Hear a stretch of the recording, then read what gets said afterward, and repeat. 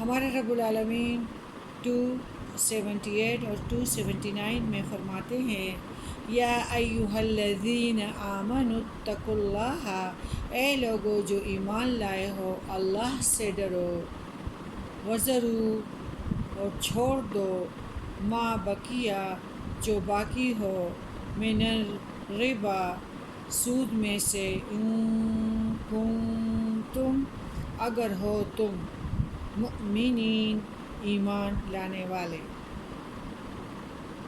آیت 279 فَإِن لَم تَفْعَلُوا پھر اگر نہ تم کرو، فَأَذِنُوا تو خبردار رہو، بِحَرْبٍ مِّنَ اللہِ وَرَسُولِهِ جنگ کے لیے اللہ کی طرف اور اس کے رسول سے، وَإِن اور اگر تم پیدا کرو، فَلَکُم تو تمہارے لیے ہے، رؤوس اصل اموالکم تمہارے مالوں کی، لا نہیں، تظلمون تم ظلم کرو، ولا تظلمون اور نہ تم ظلم کیے جاؤ گے۔ اصل میں جو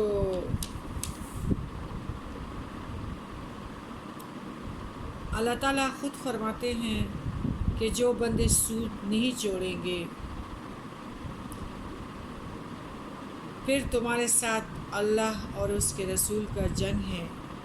یہ شدید الفاظ استعمال اللہ نے کیے ہیں، اور جس کے خلاف اللہ اور اس کے رسول کے لشکر جنگ پہ آ جائیں تو خود انجام کو سوچے کہ ان کا کیا حشر ہوگا۔ اللہ تعالیٰ ہمیں اس سے دور رکھے، اور اللہ تعالیٰ ہماری قبروں کو نور و نور کر دے، اور ہمارے اس دنیا کو بھی مشقتوں سے اور غموں سے اللہ تعالیٰ ہمیں بچا کے رکھے، اللہ تعالیٰ ہمیں معاف کرے۔ سود کے متعلق چند احادیث میں بیان کرنا چاہوں گی۔ حضرت جابر رضی اللہ تعالیٰ عنہ فرماتے ہیں کہ نبی کریم صلی اللہ علیہ وآلہ وسلم نے سود لینے والے، دینے والے اور اس کے لکھنے والے اور اس کے گواہ ہی جو دیتے ہیں سب پر لعنت کی ہے، اور فرمائے سب گناہ میں برابر ہیں۔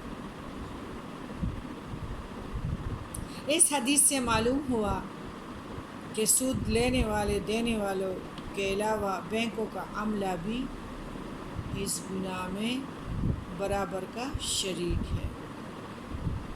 ہمارے پیارے نبی کریم صلی اللہ علیہ وآلہ وسلم نے فرمایا، سود کے گناہ کے اگر 70 حصے کیے جائیں تو اس کا کمزور حصہ بھی اپنی ماں سے زنا کے برابر ہے۔ ابن ماجہ مشکات فصل الثالث۔ استغفر اللہ۔ ہمارے پیارے نبی کریم صلی اللہ علیہ وسلم نے فرمایا، سود کا 1 درہم جو آدمی کھاتا ہے، وہ اس کے سود ہونے کو جانتا ہے تو وہ گناہ میں 36 مرتبہ زنا کرنے سے زیادہ سخت ہے۔ مسند احمد بحوالہ مشکات۔ سود کے متعلق ایسی سخت وعید کیوں ہے؟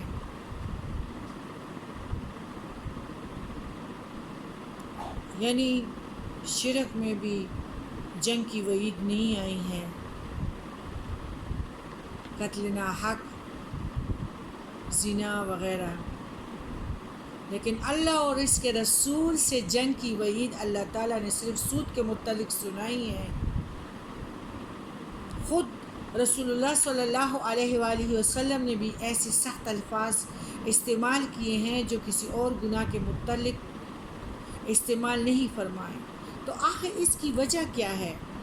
اس سوال کا جواب یہ ہے، سود اسلامی تعلیمات کا براہ راست متصادم ہے اور اس کا حملہ بالخصوص اسلام کے معاشرتی اور معاشی نظام پر ہے۔ اسلام ہمیں ایک دوسرے کا بھائی بن کر رہنے کی تلقین کرتا ہے اور آپس میں مروت اور ہمدردی اور ایک دوسرے پہ رحم اور قربانی کا سبق سکھاتا ہے۔ ہمارے پیارے نبی کریم صلی اللہ علیہ وسلم نے ساری زندگی صحابہ کرامہ کو عہود ہمدردی کا سبق دی اور ایک دوسرے کے جانی دشمن معاشرے کی وہی الہی کے تحت اس طرح کی تربیت فرمائی کہ وہ ایک دوسرے کے بھائی بن گئے، غم خوار بن گئے۔ اس حقیقت کو اللہ نے ایک احسان عظیم شمار کرتے ہوئے قرآن میں 2 مقامات پر اس کا تذکرہ فرمایا ہے، سورہ العمران کی آیت 103 میں اور سورہ انفال کی آیت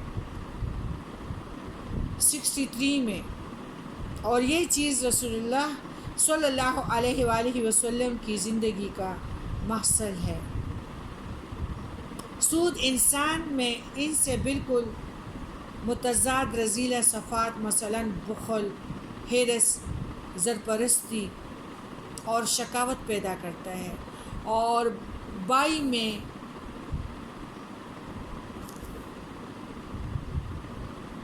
تفریق پیدا کرتا ہے جو اسلامی تعلیم کے عین ضد ہے۔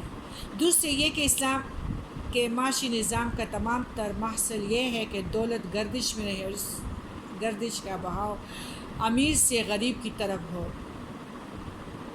جس طرح زکوٰۃ ہے، صدقات ہے اور ان اچھے کاموں کو اللہ نے فرض کیا ہے، اور قانون میراث اور حقوق باہمی بھی اس بات کی تائید کرتے ہیں،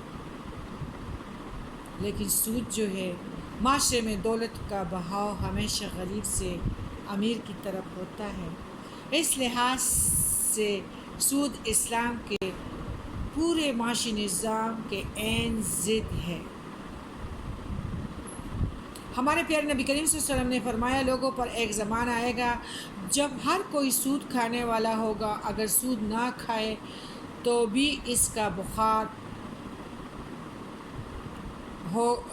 میں مبتلا ہوگا، اور دوسری روایت میں ہے کہ اس کا غبار اسے ضرور پہنچ کے رہے گا۔ آج کل بالکل ایسا ہی دور ہے، پوری دنیا کے لوگ اور اسی طرح مسلمانوں کے رگ و ریشہ میں بھی سود کچھ اس طرح صلاحیت کر گیا ہے جس سے ہر شخص شعوری یا غیر شعوری طور پہ متاثر ہو رہا ہے۔ آج کل ایک مسلمان پوری نیک نیتی سے سود سے کلیتاً بچنا چاہے بھی تو اسے کئی مقامات پر الجھنیں پیش آتی ہیں۔ مثلاً آج کل اگر کوئی شخص گاڑی، اسکوٹر، کار، ویگن، بس، ٹرک خریدے گا تو اسے لازم اس کا بیمہ کرانا پڑے گا۔ اس قسم کے بیمے کی رقم قلیل ہوتی ہے اور یہ وہ بیمہ نہیں ہوتا جس میں حادثات کی شکل میں بیمہ کمپنی نقصانات ادا کرنے کی ذمہ دار ہوتی ہے۔ ہمارے ہاں قانون یہ ہے کہ جب تک نئی گاڑی کا بیمہ نہ کرایا جائے وہ استعمال میں نہیں لائی جا سکتی۔ اس قلیل رقم کی قسم کا بیمہ ہر سال کرانا پڑتا ہے اور بیمہ کا کاروبار شرعاً کئی پہلو سے ناجائز ہے اور